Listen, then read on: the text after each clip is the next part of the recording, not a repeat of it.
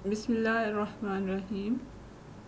जमात शशम के तलबा व तालिबात, अस्सलामु अलैकुम। बच्चों, आज हम उर्दू बे का काम करेंगे, जिसमें मज़मून ईद उल अज़हा, चचा के नाम, तोहफ़े के शुक्रिया का ख़त और इसम सिफ्त के दर्जात शामिल हैं। चलिए अब अपनी उर्दू बी की कॉपीज़ निकालें, उसका सफ़ा तैयार करें, हाशिया लगाएं और ऊपर आपने तारीख और दिन लिखना है। हाँ जी, इस सफ़े पर आपने तारीख लिखनी है 13 जुलाई, जमात का काम और दिन पीर। मज़मून लिखें, नीचे हाशिया लगाएं और उसके बाद मज़मून का नाम ईद उल अज़हा। अब इस मज़मून को मैं आपके लिए एक दफ़ा पढ़ देती हूँ आपकी आसानी के लिए, ताकि आप इसको लिख और आसानी से याद कर सकें। ईद के लफ्ज़ी मानी खुशी के हैं।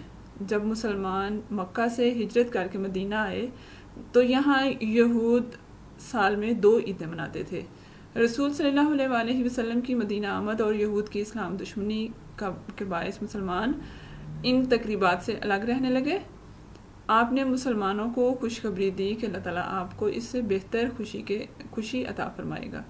अल्लाह ताला ने मुसलमानों को ईदैन का तोहफ़ा दिया। ईद उल फितर और ईद उल अज़हा को ईदैन कहते हैं। अब ईद उल फितर कब मनाई जाती है? ईद उल फितर रमज़ान के रोज़े रखने के बाद यकम शवाल को ईद उल फितर मनाते हैं। उसके बाद ईद उल अज़हा, मुसलमान हर साल 10 ज़िलहज को ईद उल अज़हा मनाते हैं। ये ईद हज़रत इब्राहीम अलैहिस्सलाम और हज़रत इस्माईल अलैहिस्सलाम की कुर्बानी की याद में मनाई जाती है। एक रात हज़रत इब्राहीम अलैहिस्सलाम ने ख्वाब में देखा कि वो अपनी सबसे कीमती चीज़ अल्लाह की राह में कुर्बान कर रहे हैं। आपने अपने बेटे हज़रत इस्माईल को राह खुदा में कुर्बान करने का फ़ैसला किया और अपने बेटे से इस ख्वाब का तज़किरा किया। उन्होंने आपसे कहा कि आप अल्लाह का हुक्म पूरा करें, आप मुझे साबित कदम रहने वालों में पाएंगे। हज़रत इब्राहीम अलैहिस्सलाम अपने बेटे को लेकर जंगल में चले गए और अपनी आंखों पर पट्टी बांधकर बेटे की गर्दन पर छुरी चला दी, लेकिन अल्लाह ताला के हुक्म से इसकी जगह जन्नत से एक मेंढा आ गया जो ज़िबा हो गया। अल्लाह ताला को उनकी अताअत व फरमाबरदारी का ये अंदाज़ इतना पसंद आया कि इस सुन्नत इब्राहीमी को रहती दुनिया तक जारी फरमा दिया। मुसलमान आलम हर साल 10 ज़िलहज को इस कुर्बानी की याद ताज़ा करते हैं और कुर्बानी देते हैं। ईद उल अज़हा पर मुसलमान 3 दिन कुर्बानी कर सकते हैं। पहला दिन ज़्यादा पुरौनक होता है। ईद की नमाज के बाद कुर्बानी की जाती है। कुर्बानी का गोश्त गुरबा, मसाकीन और रिश्तेदारों में तकसीम किया जाता है। अब इसमें देखिए, इसी दिन मक्का मुकरमा में हज होता है। हज मुबारक। ईद उल अज़हा पर लाखों फर्जंदान तौहीद मुख्तलिफ ममालिक से मक्का मुकरमा जाते हैं। ईद के दिन मना के मुकाम पर कुर्बानी करते हैं। हुज्जाज इकराम की दी गई कुर्बानी का गोश्त गरीब ममालिक में भेजा जाता है।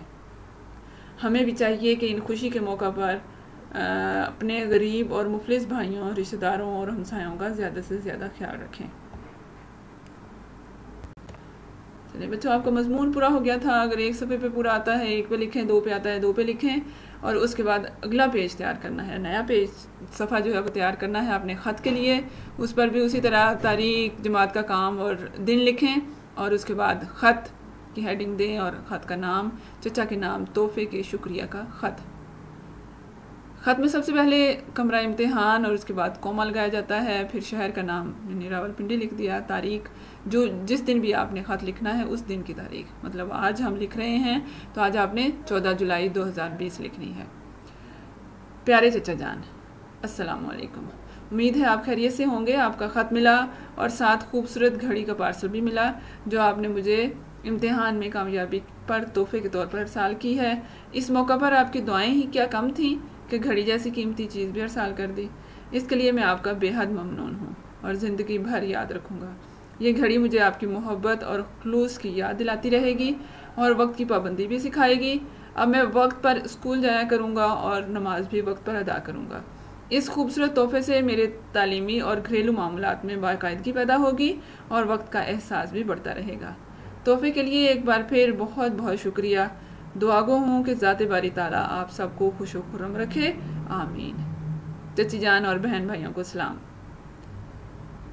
आगे ख़त के इख्तिताम पर जो इख्तितामिया इसका होता है, जैसे वस्सलाम आपका भतीजा अलिफ बे जीम, ये आपने इस सफ़े के दाएं तरफ इसी जगह लिखना होता है, ना इसको दरमियान में लिखें ना बाएं तरफ लिखें, बल्कि इसको इसी तरह बाएं तरफ लिखना है। ये ख़त आपका यहाँ पूरा हो गया।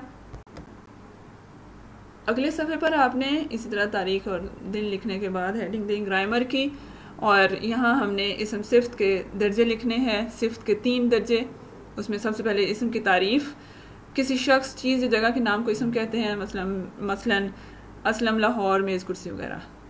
फिर इसम सिफ्त की तारीफ़, वो इसम जो किसी फ़र्ज या चीज़ की अच्छाई या बुराई ज़ाहिर करे, मसलन मीठा अनार, ठंडा पानी, नेक लड़का, अच्छा बच्चा वगैरह। इसमें मीठा, ठंडा, नेक, अच्छा इसम सिफ्त हैं। इसम सिफ्त के 3 दर्जे होते हैं। नंबर 1 तफ़ज़ील नफ़सी, ये लफ्ज़ है तफ़ज़ील नफ़सी। दूसरा तफ़ज़ील बाज़, तीसरा तफ़ज़ील कुल। सबसे पहले तफ़सील नफ़सी की आपने हेडिंग देनी है, और उसमें बताते हैं हम कि क्या है तफ़सील नफ़सी। वो सिर्फ जिसमें इसम, फ़र्ज या चीज़ के साथ मुकाबले का इजहार ना किया जाए। मसलन वो अमीर है, अहमद अच्छा बच्चा है, दीवार ऊंची है, चादर सफ़ेद है। इन जुमलों में अमीर, अच्छा, ऊंची, सफ़ेद तफ़सील नफ़सी हैं। ये तो एक फ़र्द की बात होगी, एक ही अकेले फ़र्द की। अगर 2 लोगों में बात हो, 2 लोगों में आपने किसी सिफ्त का मुवाजना करना है दोनों में, तो उसको कैसे करेंगे? वो इसम तफ़ज़ील बाज़ में आ जाएगा। वो सिर्फ जिसमें किसी दूसरे इसम, फ़र्ज या चीज़ के साथ मुकाबले का इजहार किया जाए और अच्छाई या बुराई में दूसरे पर बरतरी दी जाए। मसलन साद अयान से बड़ा है, मेरा कलम ज़ोया के कलम से अच्छा है, सारा मनाहिल से लायक है, ये स्कूल बहुत अच्छा है वगैरह। उसके बाद तीसरे नंबर तफ़सील कुल, वो सिर्फ जिसमें इसम को बाकी सब पर तरजीह दी जाए। मसलन अफरीदी सबसे अच्छा खिलाड़ी है, अयान सबसे छोटा है, मैं सबसे अच्छी हूँ वगैरह। यानी ये काम आपका कंप्लीट हो गया, आज का काम ख़त्म हो गया। अल्लाह हाफ़िज़।